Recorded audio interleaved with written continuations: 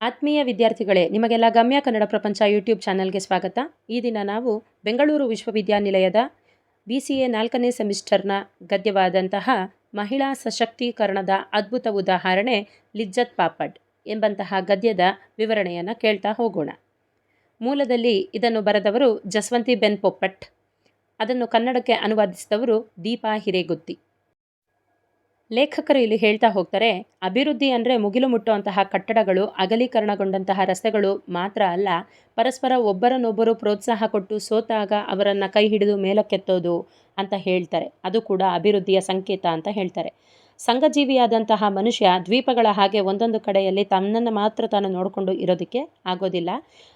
ತನ್ನ ಜೊತೆಗೆ ಇರುವಂತಹ ಬೇರೆಯವರನ್ನು ಕೂಡ ಬೆಳೆಸಬೇಕು ಅನ್ನೋವಂತಹದ್ದನ್ನು ಹೇಳ್ತಾ ಹೋಗ್ತಾರೆ. ಅದನ್ನು ಪ್ರಾಯೋಗಿಕವಾಗಿ ತೋರಿಸ್ಕೊಟ್ಟವರು ಅಂದರೆ ಲಿಜ್ಜತ್ ಪಾಪಡ್ ಸಂಸ್ಥೆಯನ್ನು ಸ್ಥಾಪಿಸಿದಂತಹ ಮಹಿಳೆಯರು ಅಂತ ಈ ಪಾಠ ನಮಗೆ ತಿಳಿಸ್ಕೊಡ್ತಾ ಹೋಗುತ್ತೆ.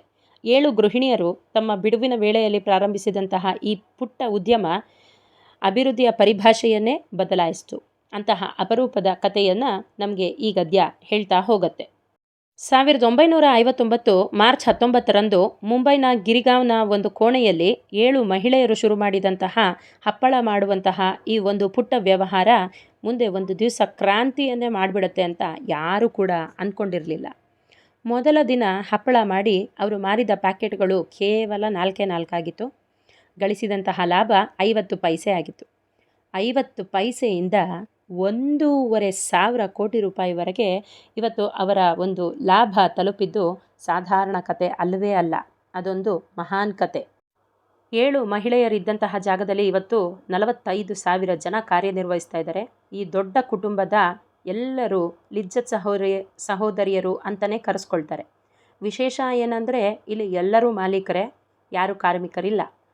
ಮಹಿಳೆಯರನ್ನು ಸಶಕ್ತರನ್ನಾಗಿ ಮಾಡಬೇಕು ಅನ್ನೋದಕ್ಕೆ ಇದೊಂದು ಉತ್ತಮವಾದಂತಹ ಉದಾಹರಣೆ ಅಂತ ಹೇಳ್ಬೋದು. ಆ ಸಂಸ್ಥೆಯೇ ಶ್ರೀ ಮಹಿಳಾ ಗೃಹೋದ್ಯೋಗ್ ಲಿಜ್ಜತ್ ಪಾಪಡ್ ಅಂತ ಕರಿಬಹುದು. ಇವತ್ತಿಗೆ ಒಂದು 60 ವರ್ಷಗಳ ಹಿಂದೆ ನೌಕರಿ ಮಾಡುವಂತಹ ಮಹಿಳೆಯರು ತುಂಬ ಕಡಿಮೆ ಇದ್ದರು ಅಂತಲೇ ಭಾವಿಸ್ಬೋದು. ಗಂಡ, ಮಕ್ಕಳು, ಉದ್ಯೋಗ, ಶಾಲೆ ಅಂತ ಹೊರಗಡೆಗೆ ಹೋದ್ಮೇಲೆ ಮಧ್ಯಾಹ್ನದ ವೇಳೆಯಲ್ಲಿ ಬಿಡುವಿನ ಸಮಯನ ಕಳೆಯೋದು ಗೃಹಿಣಿಯರಿಗೆ ಕಷ್ಟ ಆಗಿರ್ತಿತ್ತು. ಆ ಖಾಲಿ ಮಧ್ಯಾಹ್ನಗಳನ್ನು ಹೋಗಲಾಡಿಸ್ಕೋಬೇಕು, ಅದರಿಂದ ಬಚಾವಾಗಬೇಕು ಅಂತ ಹೇಳಿ ಶುರು ಮಾಡಿದಂತಹ ಉದ್ಯಮನೇ ಈ ಪಾಪಡ್ ಸಂಸ್ಥೆ ಉದ್ಯಮ ಅಂತ ಹೇಳಬಹುದು. ಮನೆ ಕೆಲಸನೆಲ್ಲ ಮಾಡಿಕೊಂಡು ಯಾವುದೇ ಹೊರಗಡೆಗೆ ಹೋಗದೇನೆ ಮನೆಯಲ್ಲೇ ತಮಗೆ ಗೊತ್ತಿರುವಂತಹ ಕೌಶಲ್ಯವನ್ನು ಬಳಸ್ಕೊಂಡು ಶ್ರಮ ಹಾಕಿ ಒಂದಿಷ್ಟು ದುಡ್ಡನ್ನು ಸಂಪಾದನೆ ಮಾಡ್ತೀವಿ ಅಂದರೆ ಅವತ್ತಿಗೆ ಯಾರೂ ಬೇಡ ಅಂತ ಹೇಳ್ತಾ ಇರಲಿಲ್ಲ. ಆದ್ದರಿಂದ ಮನೆಯಲ್ಲೇ ಕುಳಿತು ಮಾಡಬಹುದಾದಂತಹ ಉದ್ಯಮವಾಗಿದ್ದೇ ಈ ಒಂದು ಉದ್ಯಮದ ಬೆಳವಣಿಗೆಯ ಬೆನ್ನೆಲುಬು ಅಂತ ಹೇಳಿ ನಾವು ಕರಿಬಹುದು. ತಾವೇ ದುಡಿದು ಹಣನ ಸಂಪಾದನೆ ಮಾಡಬಹುದು ಅನ್ನುವಂತಹ ಒಂದು ದಿಟ್ಟವಾದಂತಹ ಆಲೋಚನೆ ಮಹಿಳೆಯರಲ್ಲಿ ಆತ್ಮವಿಶ್ವಾಸ ಮೂಡಿಸ್ತು. ತುಂಬ ಬೇಗ 3-4 ತಿಂಗಳಲ್ಲೇ 100ಕ್ಕಿಂತ ಹೆಚ್ಚು ಮಹಿಳೆಯರು ಈ ಉದ್ಯಮಕ್ಕೆ ಸೇರಿಕೊಳ್ತಾರೆ. ಮುಂದೆ ಈ ಉದ್ಯಮದ ಶಾಖೆಗಳು ಅಂದರೆ ಬ್ರ್ಯಾಂಚ್ಗಳು ಹೆಚ್ಚಾಗ್ತಾ ಹೋಗುತ್ತೆ. ಮೊದಲ ವರ್ಷದಲ್ಲೇ 6,000 ರೂಪಾಯಿಗೂ ಅಧಿಕವಾದಂತಹ ಬಿಸ್ನೆಸ್ಸನ್ನು ಈ ಸಂಸ್ಥೆ ಮಾಡುತ್ತೆ. ಎಷ್ಟೋ ಮಂದಿ ಹೆಣ್ಮಕ್ಳು ಶಾಲೆ ಕಾಲೇಜಿನ ಅವಧಿ ಮುಗಿಸಿ ಅದೊಂದು ಪಾರ್ಟ್ ಟೈಮ್ ಜಾಬ್ ಅನ್ನೋವಂತಹ ರೀತಿಯಲ್ಲಿ ಬಂದು ಹಪ್ಪಳ ಮಾಡ್ತಾ ಇದ್ದರು.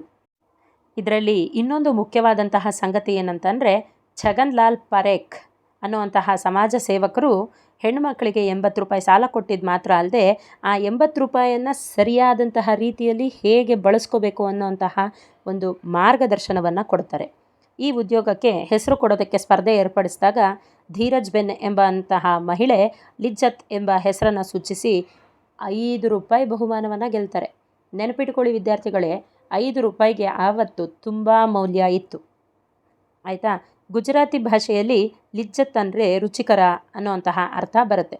ಹಾಗಾಗಿ ಶ್ರೀ ಮಹಿಳಾ ಗೃಹೋದ್ಯೋಗ್ ಲಿಜ್ಜತ್ ಪಾಪಡ್ ಎಂದು ತಮ್ಮ ವ್ಯವಹಾರವನ್ನು ಆ ಮಹಿಳೆಯರು ಕರೆದುಕೊಳ್ತಾರೆ. ಲಿಜ್ಜತ್ ಪಾಪಡ್ ಸೇರಲು ಕನಿಷ್ಠ ವಯಸ್ಸನ್ನು 18ಕ್ಕೆ ನಿಗದಿಗೊಳಿಸಿದ್ರು. ಆರಂಭದಲ್ಲಿ ಗುಜರಾತ್ನ ಮಹಿಳೆಯರೇ ಇದ್ದರೂ ಕೂಡ ನಂತರದಲ್ಲಿ ಜಾತಿ, ಧರ್ಮ, ಪ್ರದೇಶದ ಒಂದು ಭೇದ ಭಾವ ಇಲ್ಲದೆ ಎಲ್ಲ ಕಡೆಯಿಂದಲೂ ಕೂಡ ಮಹಿಳೆಯರು ಬಂದು ಈ ಉದ್ಯಮದಲ್ಲಿ ಜಾಯ್ನ್ ಆಗೋಕ್ಕೆ ಶುರು ಮಾಡಿದ್ರು. ಈ ಉದ್ಯಮದಲ್ಲಿ ಕಾರ್ಯೋನ್ಮುಖರಾಗೋದಕ್ಕೆ ಗೃಹಿಣಿಯರಿಗೆ ಯಾವುದೇ ಎಕ್ಸ್ಟ್ರಾ ವಿದ್ಯೆ ಆಗಲಿ ಅಥವಾ ವಿಶೇಷ ಕೌಶಲಗಳಾಗಲಿ ಬೇಕಾಗಿರಲಿಲ್ಲ.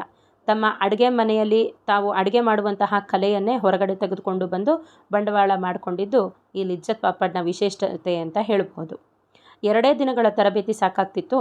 ತಮ್ಮ ಮನೆಯಲ್ಲಿಯೇ ಕೆಲವು ಗಂಟೆಗಳನ್ನ ಉಪಯೋಗಿಸ್ಕೊಂಡು ಈ ಮಹಿಳೆಯರು ತಿಂಗಳಿಗೆ 10-15 ಸಾವಿರ ದುಡಿಯೋದು ಅಂತಹ ಒಂದು ಸ್ಥಿತಿಯನ್ನು ತಲುಪಿದ್ರು. ಸುಮ್ಮನೆ ಬಿಡುವಿನ ವೇಳೆಯಲ್ಲಿ 10-15 ಸಾವಿರ ದುಡಿಯೋದು ಅಂದರೆ ಅದೊಂದು ದೊಡ್ಡ ವಿಷಯನೇ ಸರಿ ಅಲ್ವಾ? ಸಂಸಾರದ ಬಂಡಿ ಎಳೆಯೋದಕ್ಕೆ ಇವತ್ತು ಒಂದು ಕೈ ಸಾಲಲ್ಲ, ಇಬ್ಬಿಬ್ಬರು 3 ಜನ ಬೇಕಾಗುತ್ತೆ. ಅಂತಹ ಸಂದರ್ಭದಲ್ಲಿ ಮಹಿಳೆಯರು ಈ ಬಿಡುವಿನ ವೇಳೆಯಲ್ಲಿ ಈ ಹಪ್ಪಳ ಮಾಡುವಂತಹ ಒಂದು ಕೆಲಸದ ಮುಖಾಂತರ ಉದ್ಯೋಗವನ್ನೇ ಸೃಷ್ಟಿ ಮಾಡ್ಕೊಂಡ್ಬಿಟ್ರು ಅನ್ನೋವಂಥದ್ದು ಒಂದು ಹೆಮ್ಮೆಯ ಸಂಗತಿಯಾಗಿದೆ. ಈ ಕಂಪನಿಯ ವಿಶೇಷತೆ ಏನು ಅಂತಂದರೆ ಇಲ್ಲಿದ್ದವರೆಲ್ಲರೂ ಕೂಡ ಸಹಕಾರ ಮನೋಭಾವದವರಾಗಿದ್ದರು. ಅಂದರೆ ಒಂದೇ ಮನಸ್ಥಿತಿಯನ್ನು ಹೊಂದಿದವರಾಗಿದ್ದರು. ಇದರಲ್ಲಿ ಯಾರು ಕಾರ್ಮಿಕರು ಯಾರು ಮಾಲೀಕರು ಅನ್ನೋವಂತಹ ಭೇದ ಭಾವಗಳು ಇರಲಿಲ್ಲ. ಕಂಪನಿಗೆ ಎಷ್ಟೇ ಲಾಭ ಬಂದರೂ ಅದು ಎಲ್ಲರಿಗೂ ಕೂಡ ಈಕ್ವಲ್ ಆಗಿ ಶೇರ್ ಆಗೋದು ಅನ್ನೋವಂಥದ್ದಾಗಿತ್ತು. ಹಾಗಾಗಿ ಪ್ರತಿಯೊಬ್ಬರು ಕೂಡ ಸಂಸ್ಥೆ ತನ್ನದು ಅನ್ನೋವಂತಹ ರೀತಿಯಲ್ಲಿ ಪಾರದರ್ಶಕತೆಯಿಂದ ಅಂದರೆ ಟ್ರಾನ್ಸ್ಪರೆನ್ಸಿಯಿಂದ ದುಡಿತಾ ಇದ್ದರು. ಅದೇ ಈ ಕಂಪನಿಯ ಮೂಲ ಶಕ್ತಿ ಅಂತ ಹೇಳಿದರೂ ತಪ್ಪಾಗೋದಿಲ್ಲ. ಸಾಮಾನ್ಯವಾಗಿ ಒಂದು ಮಾತಿದೆ, 2 ಜಡೆಗಳು ಸೇರಿದ್ರೆ ಜಗಳ ಆಗುತ್ತೆ ಅಂತ. ಆದರೆ ಇಲ್ಲಿ ಅಂತಹ ಎಷ್ಟೋ ಮಹಿಳೆಯರು ಸೇರಿಕೊಂಡಿದ್ದಾರೆ. ಆ ನಂಬಿಕೆಯನ್ನು ಸುಳ್ಳಾಗಿಸಿ ಇವತ್ತು ಸಾಧನೆ ಮಾಡಿ ದೊಡ್ಡ ಒಂದು ಸ್ಫೂರ್ತಿಯಾಗಿ ನಮ್ಮ ಮುಂದೆ ನಿಂತಿದ್ದಾರೆ ಅಂತ ಹೇಳಿದರೆ ತಪ್ಪಾಗೋದಿಲ್ಲ. 9 ವರ್ಷಗಳವರೆಗೆ ಅಂದರೆ 1968ರವರೆಗೆ ಗಿರ್ಗಾಂವ್ ಶಾಖೆ ಮಾತ್ರ ಬ್ರ್ಯಾಂಚ್ ಮಾತ್ರ ಇತ್ತು.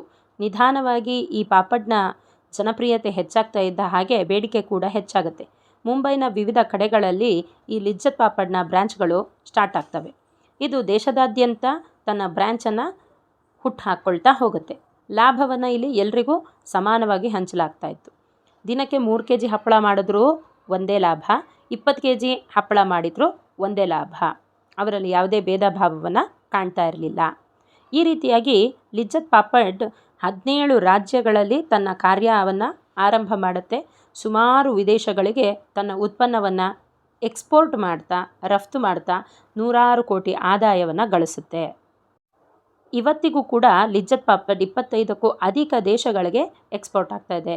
ಅಷ್ಟೇ ಅಲ್ಲ, ಈಗ ಇದು ಮಸಾಲ ಪದಾರ್ಥಗಳು, ಮೆಣಸಿನ ಪುಡಿ, ಜಾಮೂನು ಮತ್ತು ಸಿದ್ಧ ಚಪಾತಿಯಂತಹ ಹಲವಾರು ಉತ್ಪನ್ನಗಳನ್ನ ಕೂಡ ಸೇರಿಸ್ಕೊಂಡು ಕಂಪನಿಯನ್ನು ವಿಸ್ತಾರ ಮಾಡಿಕೊಂಡಿದೆ ಅಂತ ಲೇಖಕರು ತಿಳಿಸ್ತಾರೆ. ಯಾವುದೇ ವ್ಯವಹಾರದಲ್ಲಾದರೂ ಶಿಸ್ತು ಅನ್ನೋದು ತುಂಬ ಇಂಪಾರ್ಟೆಂಟ್ ಆಗುತ್ತೆ.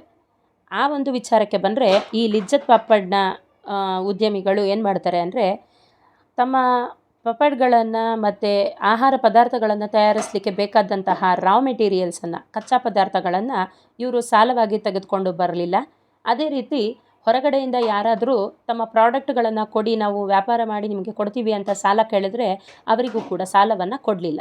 ಇದು ಈ ಸಂಸ್ಥೆಯಲ್ಲಿ ಕಾಪಾಡಿಕೊಂಡು ಬಂದಂತಹ ಮೇನ್ ಡಿಸಿಪ್ಲಿನ್ ಅಂತ ಹೇಳಿದರೆ ತಪ್ಪಾಗೋದಿಲ್ಲ. ಅಂದರೆ ನಾವು ಯಾರ ಹತ್ತಿರವೂ ಸಾಲ ಮಾಡಲ್ಲ, ಅದೇ ರೀತಿ ಯಾರಿಗೂ ನಾವು ಸಾಲವನ್ನು ಕೊಡೋದಿಲ್ಲ ಅನ್ನುವಂತಹ ಆಧಾರದ ಮೇಲೆ ಲಿಜ್ಜತ್ ಪಾಪಡ್ ದೇಶದ ವಿವಿಧ ಭಾಗಗಳಲ್ಲಿ ತನ್ನ ಕೆಲಸವನ್ನು ಮುಂದುವರಿಸ್ಕೊಳ್ತಾ ಹೋಯಿತು.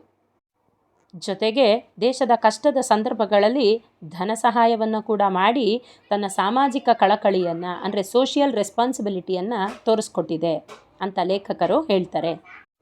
ದಿನ ಬೆಳಗ್ಗೆ 4 ಗಂಟೆಗೆ ಹಪ್ಪಳ ಕಲಸಿ ತಯಾರಿಸಲು ಸಿದ್ಧವಾದಂತಹ ಹಿಟ್ಟನ್ನು ಕೇಂದ್ರಗಳಿಂದ ಬೆಳಿಗ್ಗೆನೇ ಮನೆಗೆ ಕೊಂಡೊಯ್ಯೋದಕ್ಕೆ ಮಹಿಳೆಯರು ಬರ್ತಾರೆ.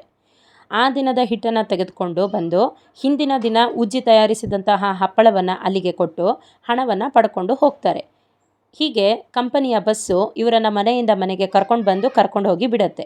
ಇವರ ಹಪ್ಪಳ ಉಜ್ಜುವಂತಹ ಅಲ್ಯೂಮಿನಿಯಂ ಮಣೆ ಗುಣಮಟ್ಟ ತುಂಬ ಉತ್ತಮವಾಗಿದ್ದು ಹಪ್ಪಳದ ದಪ್ಪ, ಗಾತ್ರ, ಆಕಾರ, ತೂಕ ಎಲ್ಲ ಒಂದೇ ಥರ ಬರುವಂತೆ ಮಾಡುತ್ತೆ. ಹಾಗಾಗಿ ಕೋಟಿಗಟ್ಟಲೆ ಕಿಲೋ ಹಪ್ಪಳ ತಯಾರಾದರೂ ಕೂಡ ಒಂದೇ ರೀತಿಯಾದಂತಹ ಟೇಸ್ಟ್ ಬರುತ್ತೆ. ಇದು ಇವರು ಕೊಡುವಂತಹ ಕ್ವಾಲಿಟಿಗೆ ತುಂಬ ಒಳ್ಳೆಯ ಉದಾಹರಣೆ ಆಗಿದೆ. ಅಷ್ಟೇ ಅಲ್ಲ, ಹಪ್ಪಳಕ್ಕೆ ಬಳಸುವಂತಹ ಉದ್ದು, ಮೆಣಸಿನಕಾಯಿ, ಇಂಗು ಇವೆಲ್ಲವೂ ಕೂಡ ತುಂಬ ಕ್ವಾಲಿಫೈಡ್ ಆಗಿರುವಂತಹ ಕ್ವಾಲಿಟಿ ಪ್ರಾಡಕ್ಟೇ ಆಗಿರುತ್ತೆ. ಅತ್ಯಂತ ಒಳ್ಳೆಯ ಗುಣಮಟ್ಟದ್ದೇ ಆಗಿರುತ್ತೆ. ಇವತ್ತಿಗೂ ಕೂಡ ಇವರು ಇಂಗನ್ನು ಅಫ್ಘಾನಿಸ್ತಾನದಿಂದಲೇ ತರಿಸ್ಕೊಳ್ತಾರೆ ಅನ್ನೋವಂಥದ್ದನ್ನು ಇಲ್ಲಿ ಲೇಖಕರು ತಿಳಿಸ್ತಾರೆ. ಜೊತೆಗೆ ಇವರ ಕ್ವಾಲಿಟಿ ಚೆಕಪ್ ಹೇಗಿರುತ್ತೆ ಅಂತಂದರೆ ಪ್ರತಿದಿನ ಮಹಿಳೆಯರ ಗುಂಪು ಅನಿರೀಕ್ಷಿತವಾಗಿ ಯಾರಾದರೂ ಹಪ್ಪಳ ಮಾಡುವಂತಹ ಮನೆಗೆ ಭೇಟಿ ನೀಡ್ತಾರೆ. ಅವರು ಹಪ್ಪಳ ಮಾಡುವಾಗ ಎಲ್ಲ ಮಾನದಂಡಗಳನ್ನು ಅನುಸರಿಸ್ತಿದ್ದಾರಾ ಅನ್ನೋವಂಥದ್ದನ್ನು ರಿಪೋರ್ಟ್ ಮಾಡ್ಕೊಳ್ತಾರೆ. ಜೊತೆಗೆ ಶುಚಿತ್ವವನ್ನು ಕಾಪಾಡ್ತಿದ್ದಾರಾ ಅನ್ನುವಂತಹ ಅಂಶಗಳನ್ನು ಕೂಡ ಅವರು ಚೆಕಪ್ ಮಾಡ್ತಾರೆ. ಹೀಗೆ ಕೇರಳದಲ್ಲಿ ಮಾಡಿರುವಂತಹ ಮಹಿಳೆ ಮಾಡಿರುವಂತಹ ಹಪ್ಪಳ ತಿಂದರು ಅಥವಾ ಗುಜರಾತಿನ ಮಹಿಳೆ ಮಾಡಿರುವಂತಹ ಹಪ್ಪಳ ತಿಂದರೂ ಆ ಹಪ್ಪಳದ ರುಚಿಯಲ್ಲಿ ಯಾವುದೇ ವ್ಯತ್ಯಾಸ ಇರೋದಿಲ್ಲ ಅನ್ನುವಂಥದ್ದನ್ನು ಲೇಖಕರು ಸ್ಪಷ್ಟಪಡಿಸ್ತಾರೆ. ಅಷ್ಟೇ ಅಲ್ಲ, ಬೇಡಿಕೆ ಎಷ್ಟೇ ಹೆಚ್ಚಾದರೂ ಕೂಡ ಇವರು ಯಂತ್ರಗಳನ್ನು ಬಳಸ್ಕೊಳ್ತಿಲ್ಲ. ಯಾಕೆ ಅಂದರೆ ಯಂತ್ರಗಳು ಮಾನವರಿಗೆ ಒಂದು ಅವಕಾಶವನ್ನು ವಂಚಿತರನ್ನಾಗಿ ಮಾಡುತ್ತೆ. ಅದಕ್ಕೆ ಬದಲಾಗಿ ಹೆಚ್ಚು ಹೆಚ್ಚು ಹೆಣ್ಮಕ್ಳಿಗೆ ಅವಕಾಶವನ್ನು ಕೊಟ್ಟಂಥ ಸಂದರ್ಭದಲ್ಲಿ ಅವರು ಕೂಡ ಆರ್ಥಿಕವಾಗಿ ಸಬಲರಾಗ್ತಾರೆ ಅನ್ನುವಂತಹ ಒಂದು ಒಳ್ಳೆಯ ಉದ್ದೇಶವನ್ನು ಈ ಉದ್ಯಮಿಗಳು ಇಟ್ಕೊಂಡಿರುವಂಥದ್ದು ನಿಜವಾಗ್ಲೂ ಶ್ರೇಷ್ಠವಾದಂತಹ ಸಂಗತಿ ಅಂತಲೇ ಹೇಳಬಹುದು. ಯಾವುದೇ ಒಂದು ಉದ್ಯಮದ ಆರಂಭವಾದರೂ ಮೊದಲಿಗೆ ಬೆಳಿಬೇಕು ಅನ್ನುವಂತಹ ಕನಸನ್ನು ಹೊಂದಿರುತ್ತೆ, ನಂತರದಲ್ಲಿ ಆಳಬೇಕು ಅನ್ನುವಂತಹ ಕನಸನ್ನು ಹೊಂದಿರುತ್ತೆ. ಆದರೆ ಲಿಜ್ಜತ್ ಪಾಪಡ್ ಉದ್ಯಮಿಗಳ ಉದ್ದೇಶ ಅದಲ್ಲವೇ ಅಲ್ಲ. ಬೆಳಿಬೇಕು, ಮಹಿಳೆಯರನ್ನು ಆರ್ಥಿಕವಾಗಿ ಸಬಲರನ್ನಾಗಿ ಮಾಡಬೇಕು ಅನ್ನುವಂಥದ್ದು ಬಿಟ್ಟರೆ ಇಲ್ಲಿ ಬೇರೆ ಇನ್ಯಾವ ಅರ್ಥರಹಿತವಾದಂತಹ ಲಾಭ ಗ್ರಹಿಕೆಗಳು ಇಲ್ಲಿ ಇಲ್ಲ ಅನ್ನೋದು ಒಂದು ಮಹತ್ವದ ಸಂಗತಿಯಾಗಿದೆ. ಈ ಲಿಜ್ಜತ್ ಪಾಪಡ್ ಸಂಸ್ಥೆಯ ಸ್ಥಾಪಕ ಸದಸ್ಯರಾದಂತಹ 7 ಮಂದಿ ಏನಿದ್ದಾರೆ ಅವರೆಲ್ಲ ಇವಾಗ ಮನಸ್ಸು ಮಾಡಿದರೆ ಕೋಟ್ಯಾಧಿಪತಿಗಳಾಗ್ಬೋದಿತ್ತು. ಆದರೆ ಆರಂಭದಿಂದಲೂ ಅವರ ಕಂಪನಿಯ ಉದ್ದೇಶ ಬಡವರ ಮನೆಯ ಹೆಣ್ಣುಮಕ್ಕಳ ಬದುಕಿನಲ್ಲಿ ಬೆಳಕನ್ನು ನೀಡಬೇಕು ಅನ್ನೋವಂಥದ್ದಾಗಿತ್ತು. ಹಾಗಾಗಿ ಶಾಲೆ ಬಿಟ್ಟುಬಿಡುವಂತಹ ಪರಿಸ್ಥಿತಿಯಲ್ಲಿರುವಂತಹ ಮನೆಯ ಮಕ್ಕಳನ್ನು ಕರ್ಕೊಂಡ್ಬಂದು ಅವರಿಗೆ ಅಕ್ಷರದಿಂದ ವಂಚಿತರಾಗದಂತೆ ಅವರ ಶಿಕ್ಷಣವನ್ನು ನೋಡಿಕೊಳ್ಳುವಂತಹ ಜವಾಬ್ದಾರಿಯನ್ನು ಇವರು ಹೊತ್ತಿದ್ದಾರೆ. ಆದ್ದರಿಂದಲೇ ಇಲ್ಲಿ ಕೆಲಸ ಮಾಡುವಂತಹ ಮಹಿಳೆಯರ ಮಕ್ಕಳು ಕೂಡ ಇವತ್ತು ಏಮ್ಸ್ನಲ್ಲಿ ಮೆಡಿಕಲ್ ಸೀಟುಗಳನ್ನು ಪಡೆದುಕೊಂಡು ವೈದ್ಯರಾಗುವಂತಹ ಕಡೆ ದಾಪುಗಾಲಿಟ್ಟಿದ್ದಾರೆ.